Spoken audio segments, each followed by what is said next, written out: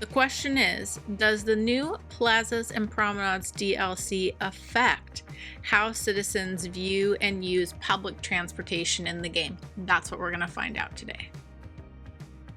Here we are back on our map. We've been testing the Plazas and Promenades DLC. We tested how far they would walk last time. However, a couple of you made the same observation, and I think it's a really good point, and we're going to test that out first.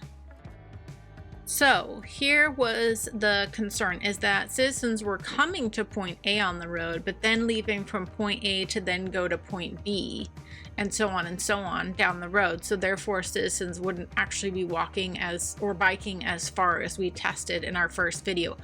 Now, sitting here watching this, everyone seems to just be coming to point A or passing by it. I haven't seen anyone on any of our testing, whether it be the DLC, the bike road, or the park road, come and then continue on down the road. So I think we're safe. And I feel really confident we can rule that out.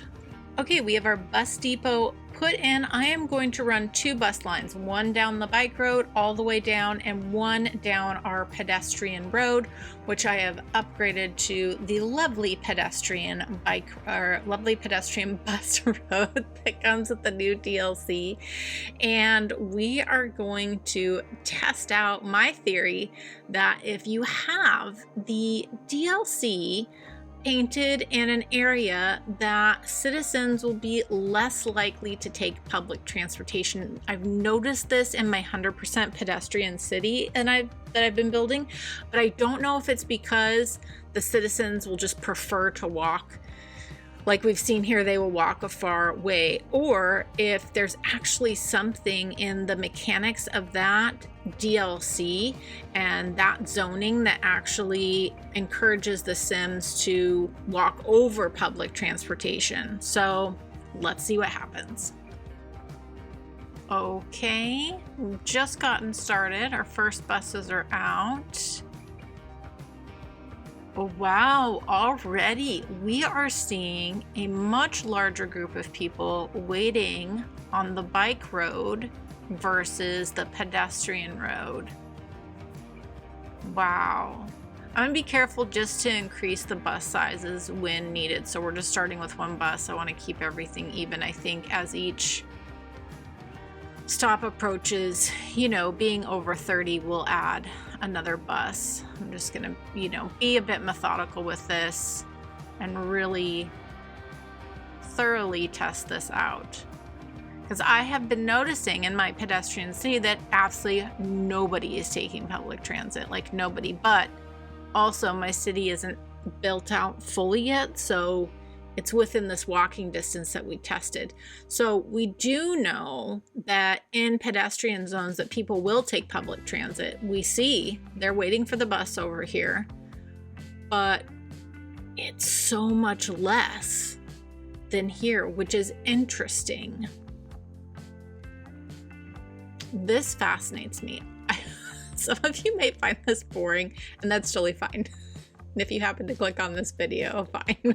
But this just fascinates me. And it's interesting. There's more people waiting, but there's definitely more people on this bus route here that's serving the area that doesn't have the Plazas and Promenades DLC painted on top of it. So much lower ridership on public transportation. So again, my theory with them walking longer with the Plazas and Promenades DLC was not true, but it looks like they're preferring to walk even more so in the game than just if there's public transport available, fewer people are opting to take it. This is fascinating to me.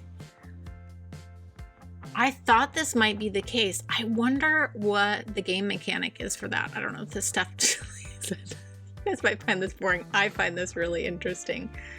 Fascinating. I think we can safely say that clearly people are preferring to take public transit in the game. Like, we all know, especially if you like put in a new form of public transit, like more people will go over to that one.